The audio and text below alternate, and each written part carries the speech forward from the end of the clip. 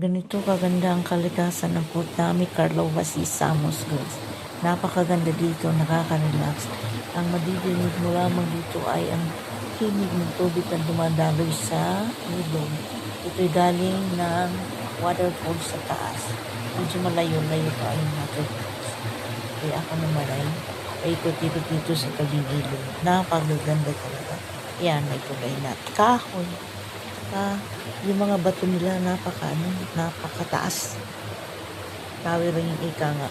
Napakataas ng mga bato dito. Talagang marirelax ka. Ganito kasimple at kaganda yung kalikasan ng Putnami. Ito isang paraiso na dapat natin igalang ang kanilang kalikasan. Huwag tayong tatapon ng kahit anong basura dito. Yung mga pinakainan natin, mga balat ng candy, balat ng mga chips, hindi po pwede magtapon dito. Panatilihin natin malinis ang kanilang kalikasan.